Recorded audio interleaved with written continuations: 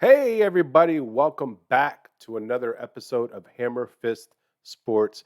It's been a little while since I've done an episode. Life's been a little busy, but a good kind of busy.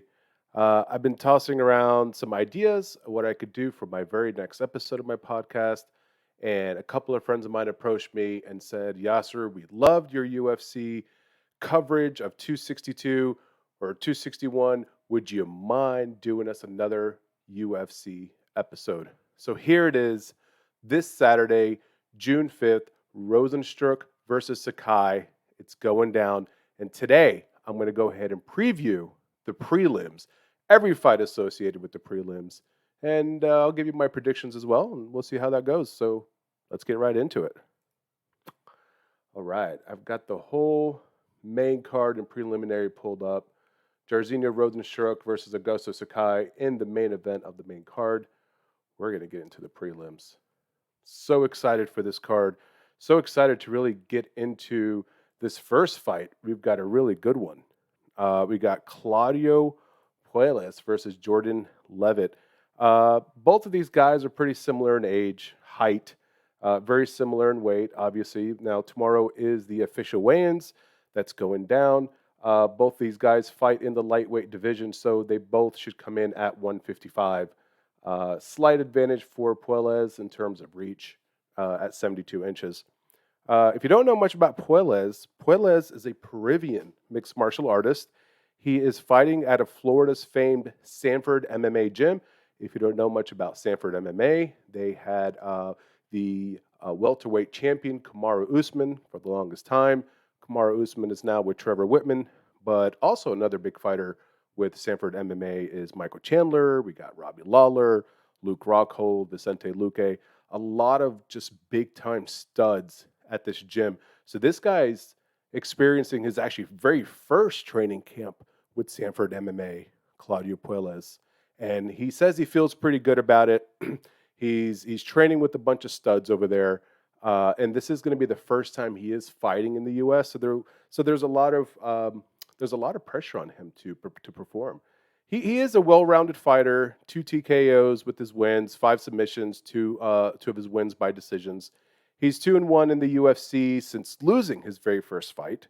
He does face a tough competitor in the undefeated Jordan Levitt. Now, the last time we saw Jordan Levitt, it was in December of 2020. When he had this vicious body slam knockout against Matt Winman. Now, people are pretty upset with the post-fight antics of Jordan Levitt. He ended up doing a split while Winman was still pretty unconscious on the ground. So he did a split, and afterwards, after Bruce Buffer announced the win and his hand went up, he celebrated by doing a little bit more of those, that dirty dancing when you run and you get held up in the air. He did a couple of those where he attempted to unsuccessfully. So a lot of fans they criticized Jordan Levitt for the excessive celebration, and in his defense, he came out and said, "Well, the fans are pretty fickle. I You look at a guy like Jorge Masvidal, which I'm a fan of." Big knockout against Ben Askren, hit him a couple extra times that he says were super necessary, and fans loved it, right? It created a catchphrase and T-shirts, and a lot of different things came out of it. But he says that fans are fickle because whenever he celebrates a little bit by doing a split, suddenly they want to make a big deal. But that was an awesome fight for him. That KO against Winman was his very first KO in his career. His other wins come from 5 submissions, 2 of them, 2 decisions. Now, Claudio Puelles is going to show some pretty big improvements in this fight compared to his previous fights, considering that he is fighting with Sanford MMA.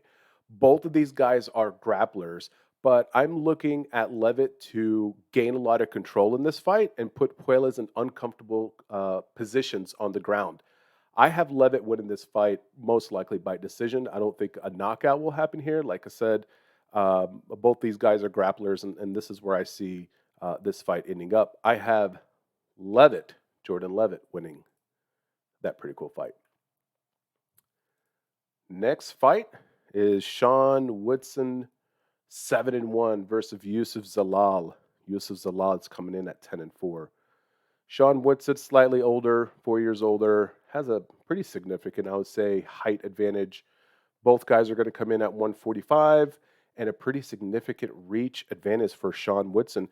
If you don't know Sean Woodson is a season 3 Dana White Contender Series participant back in 2019. He's the guy who had the absolutely disgusting second round flying knee knockout, which was absolutely incredible. He did win his UFC debut by unanimous decision. He is coming off of a loss since starting his pro career at 7-0, and he's looking to get back on the winning side of things against a guy named Youssef Zalal. Now, Youssef Zalal is a pretty dangerous guy. He's a Moroccan mixed martial artist. Now, interesting story about Zalal is he grew up in Morocco, grew up fighting kids in the streets most of his life. So, in order to gain control over him, his mother decided to enroll him in kickboxing training at the age of 10. And, to get a control of his anger and to get a better grip on her son. At the age of 13, they ended up moving to the United States and moved to Colorado. And that's where he began competing on a regional level. Zalal started his pro career 6-0 before suffering back-to-back losses. He then went on a 4-fight winning streak before suffering another set of back-to-back losses. Now, both these guys are coming off of a loss. I think both fighters are going to look to come out pretty aggressive and to try to get that early finish. Now, one thing to factor in that I think is pretty important is that neither of these guys have been knocked out in their entire careers. So when you got two guys like that, never been knocked out, one or two things are going to happen. Either this fight is going to end in one of these guys is going to get their very first knockout. They're going to get knocked out for the first time, or this fight is going to go to decision. And that's where I think this fight is going to end up. I have Zalal winning this fight by unanimous decision, despite the reach and height advantage of Sean Woodson. That's my pick. Guys, if there's one fight in this preliminary card that I'm probably the most excited about, it's got to be this one. Manon versus Tabitha Ricci. Now, originally, I'm kind of surprised to see Tabitha Ricci in here, if I'm being really honest here. Tabitha Ricci at 5-0. Originally, this fight was scheduled for Marina, the Iron Lady Moroz. And I'm actually quite shocked sitting here looking at this and wondering, did this update in front of my eyes? And that's what looked like is happening. I think Marina Moroz might be out of this fight. Very interesting. So, like I said, I was looking forward to this fight. Manon Farrow, since she's going to be in this fight, I can talk about her anyway. She's from Nice, France. Her father was a mixed martial artist, introduced her to karate at the age of 7 years old, and she used to go with her father all the time to the gym. She used to sit and watch her father train all day. A lot of kids, they go outside and they play, or they play Barbies, or kids these days play with their iPads, but her inspiration was sitting and watching her father train. And there are some stories of her in high school getting into fights with boys and using her karate to her advantage to beat up these boys. She, at one point in her life, she did promise her father that she would be a world champion one day. And unfortunately, about 4 to 5 years ago, her father did pass away. So she's really been on a mission to win it all. And unfortunately, she did lose her pro fight, despite making that promise to her father. She did lose her very first pro fight, but she's been on a 6-fight winning streak since losing her first pro fight, and 5 out of those 6 fights that she won were via TKO. Initially, she was supposed to fight Marina Moroz, who I thought was probably her biggest competition to date. If you don't know anything about Marina Moroz is from Ukraine. She's a boxing coach for the Ukrainian Olympic women's boxing team. Now, if you wouldn't have known that this woman had a background in boxing, you wouldn't. You see this woman so comfortable and calculated on the ground. Like, you wouldn't know this woman is that talented in boxing, that she's a Ukrainian Olympic boxing, coach. Uh, Absolutely phenomenal ground fighter besides her boxing skills. So check this out. Of her 10 wins, 5 of them were by submission, all by via arm bars. When she made her UFC debut, she beat Joanne Caldwell first round armbar. She did suffer back-to-back losses against Carla Esparza, who's itching for a title fight, and Angela Hill, who should be going up against Amanda Ribas here pretty soon. Since losing, she is on a 2-fight winning streak. I'm very upset that this fight is no longer happening. This, to me, is breaking news. I don't know why um, Marina Moroz is not in this fight. I don't know anything about Tabitha Ricci. If I were to do a quick check, let's see what Tabitha Ricci. She looks to be undefeated at 5 wins, 0 losses.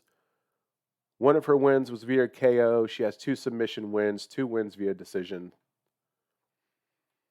Nobody really big name worthy. And it looks like she's actually making her UFC debut. She hasn't had a UFC fight yet, which is phenomenal. Looks like she's been fighting in LFA for a little while. Got a variety of wins: TKO, submission, decision, submission. So she seems like a very well-rounded fighter.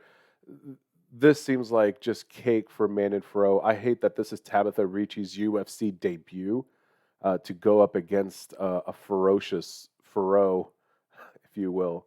Nonetheless, I'm going with my girl Manon Fro to win this fight.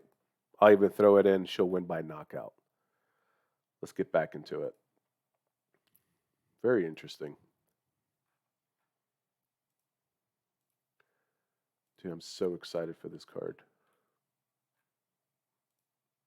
All right, next fight. This one, Alan Patrick, Mason Jones. Me and my buddy were just talking about this fight. Alan Patrick, 15-3.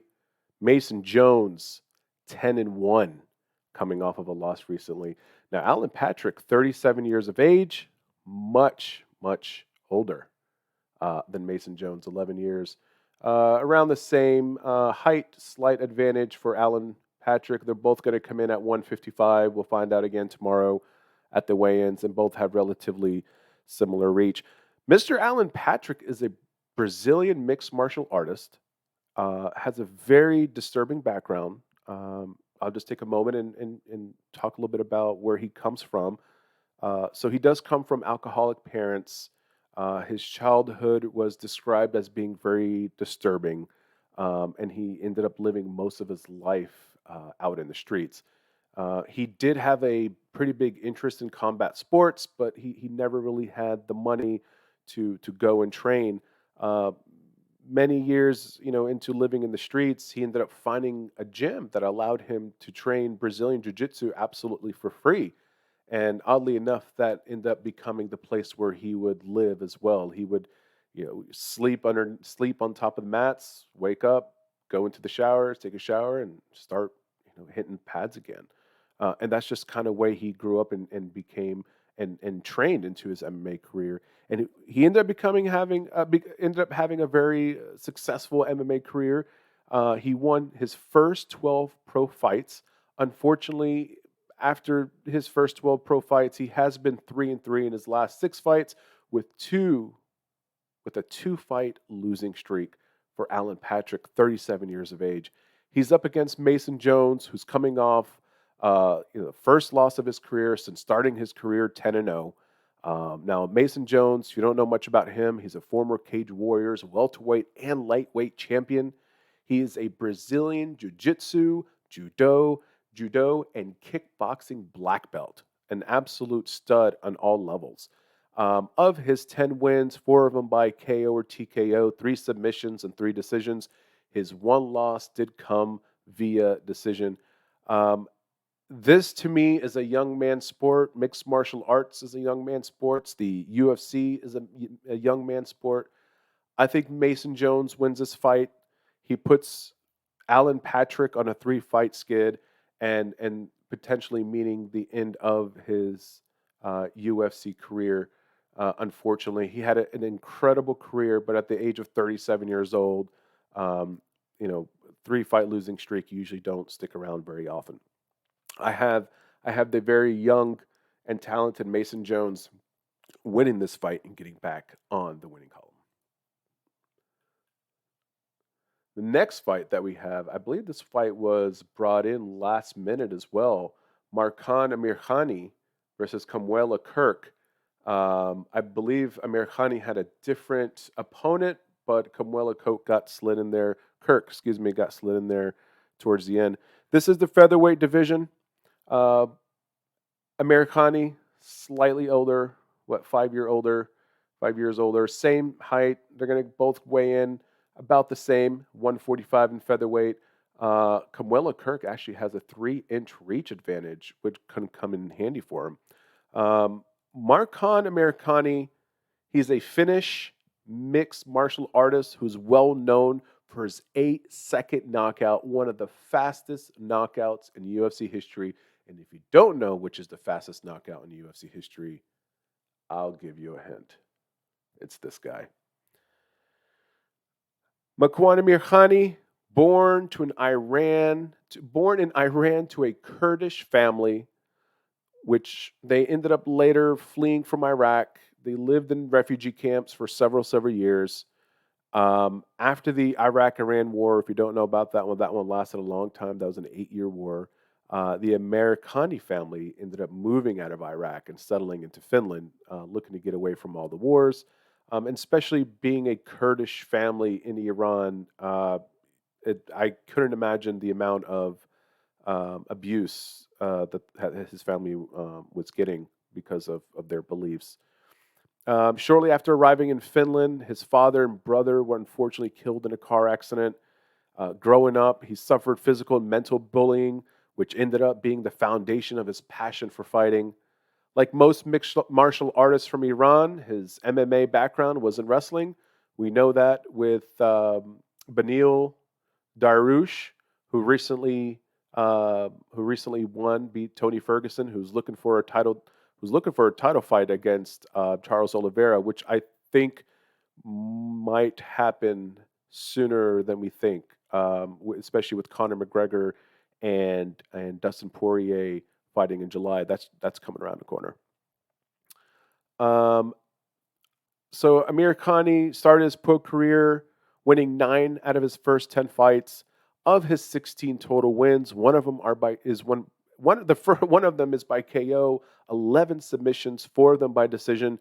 He's coming off a unanimous decision loss to Edson Barbosa, which is a tough guy. We just saw him a pay-per-view or two ago absolutely destroy Shane Burgos, and Shane Burgos is no walk in the dog park. Shane Burgos is a monster, and Edson Barbosa handled him. So for him to lose against Edson Barbosa, that's not too much of a big deal.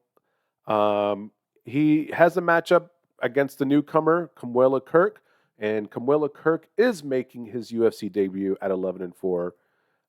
He is stepping in for injured Nate Landwinder, and he's stepping in on a 10-day notice, which is awesome. Kirk signed a UFC deal after his back-to-back wins in LFA, and he also competed in the Dana White Contender Series, but he did end up losing. He did not win. Kamuela Kirk, average pro MMA career with 11-4 record, 11 of his wins.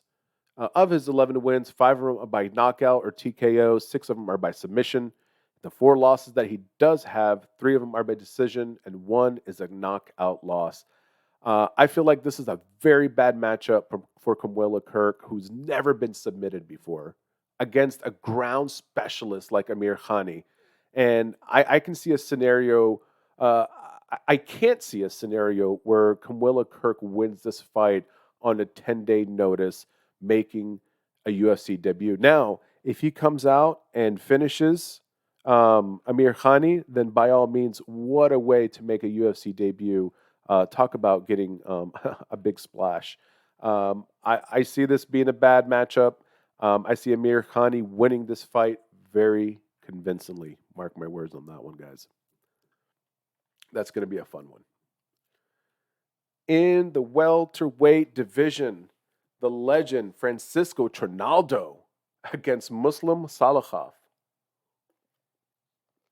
Wow. I just want to point out before I preview this fight that I have no bias against Muslim Salakhov, who I share the same last name with, slightly differentiated by culture. But yes, we do share the same last name, and I will not be biased. Okay, maybe a little bit. Francisco Trinaldo, 42 years of age. This 42 years is very old for UFC fighters. They do not last very long beyond this. Even at 36 years of age for Muslim Salakhov, that's still pretty old for UFC terms. But Salakhov does have an age advantage, very similar height with a slight advantage for Muslim Salakhov. The weight here, it looks off 155, 170, but both of these guys are going to come in at the 170 welterweight division. Looks like Francisco Trinaldo is going to be moving up in weight, whereas Salakhov is looking to cut weight. And this doesn't surprise me from Francisco Trinaldo, seeing as how a lot of these older fighters, it's harder for them to cut weight, so they'll look to move up. Very similar in reach. Francisco Trinaldo is a very successful Brazilian mixed martial artist who's been plagued by financial issues throughout his entire life and his professional MMA career, which explains why he's fighting at 42 years old. His financial issues has hindered his progression in the sports of mixed martial arts. At times, he didn't even have money to get to the gym to go train. But he turned his career around, was able to get the proper training that he needed, and to have a successful career in UFC. Unfortunately, he is currently on a three-fight. Fortunately, he is currently on a three-fight winning streak after coming off a loss to Alexander Hernandez.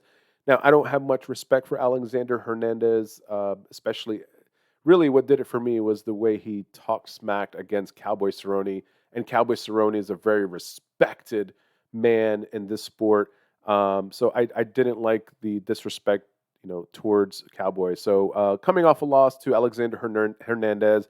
Now, Francisco Trinaldo, in his entire career, in his, throughout the duration of his career, from start to finish, this guy has never been knocked out or TKO'd his entire career. I do feel like this is going to be a very bad matchup for him as he faces Muslim Salakhov. Get this. Muslim Salakhov has a 71% knockout rate, going up against Francisco Trinaldo, who's never been knocked out before. Wow. If you don't know who Muslim Salakhov is, besides that we both share the same last names, Muslim Salakhov is a Dagestani mixed martial artist. Dagestan is the same village as Habib, and I say village very loosely. Dagestan is actually a very bustling and robust city, so I use the word village very lightly. Muslim Salakhov is a multiple-time world champion and gold medalist winner. Get this. Muslim Salakhov is one of only 2 non-Chinese fighters to ever win the King of Sanda championship. Most consider him a legend of the sport. Of Salakhov's 17 wins, 12 of them are via TKO, 3 by submission, and 3 by decision. His 2 losses, both come from submissions. To me, this is a no-brainer. I got Salakhov winning this fight and giving the 42-year-old Trinaldo his very first KO of his career. What worse way to go out and to end your career on a KO? But I don't say this coming from hate. 42 years old, your chin is not what it used to be. You can't absorb those level of punches the way you once could, and going up against a guy who's 6 years younger than you with knockout power and a 71% finish rate. Guys, I got Salakhov winning this by KO. Book it. All right, next fight. 7th fight, heavyweight division in the UFC. Fight Night, Vegas, 28, Rozenstruik versus Sakai. This Saturday, June 5th. I'm stoked. Heavyweight. This heavyweight fight, Tanner Bozier versus Alir Latifi. If I'm not mistaken, this was supposed to be the main event. Um, I guess throughout the last week or two, there's been so many changes to this card, especially the preliminary. There's been a lot of shifting and moving, um, which is great. They're always looking to improve. Tanner the Bulldozer Bozier versus Alir the Sledgehammer Latifi. Tanner Bozier coming in at 19 wins, 7 losses, 1 draw. The Sledgehammer at 15 wins, 8 losses, 1 no contest.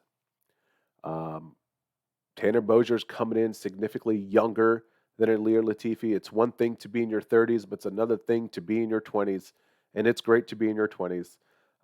Tanner Bozier's coming in taller, longer reach, and both of these guys are going to be coming in at heavyweight weights, which could be varying for either one of these guys. Looks like Tanner Bozier is the much larger man in this competition. Tanner Bozier is a Canadian mixed martial artist whose background comes from his mother, who once owned a karate gym. Interesting. Bozier trained in karate for over a decade before reaching black belt. He's a multiple-time world champion. He's fought globally. Of his 19 wins, 10 of them are by KO, 2 by submission, 7 of them by decision. This guy's young. He's got great cardio. 13 of his 26 fights, which is 50% of his fights, have gone to decision. This guy can go. He can go 5 minutes, 3 rounds. Nothing can stop this guy from going. I like this. I love this guy's cardio. He's coming off a unanimous decision loss to the legend Andre Olowski, but he has a great matchup against the aging Alir Latifi, whose cardio is questionable, and he's been on a little bit of a fighting hiatus as of late. We haven't seen him fight in a while. If you don't know who Alir Latifi is, he's a Swedish mixed martial artist of Albanian descent. He is a 2-time national wrestling champion. He comes from a bloodline of wrestling champions. His brothers were wrestlers. His dad was a wrestler. Unfortunately for Alir Latifi, he's had a pretty mediocre UFC career. He's gone 6-7 in the UFC. He's on a 3-fight losing streak with losses against Corey Anderson, who's now in Bellator, Volkan Uzmir, who we haven't really seen much of lately, and Derek Lewis, who's up against a heavyweight title fight pretty soon against Francis Ngannou. I can't wait for that, and I can't wait to tell you who I think is going to win that fight, and you'd be surprised. There seems to be a trend with this card where we're seeing a lot of these younger fighters going up against these older fighters, and I'm wondering if the UFC is indirectly trying to clean house, where they're trying to get out with the old, in with the new. Unfortunately, regardless of what happens this fight, it might be the end for Alir Latifi, win or lose. But I do have Tanner Bozier winning this fight, most likely by unanimous decision, pretty convincingly. Let's get into the main event, guys. We made it. We made it to the main event of the prelims.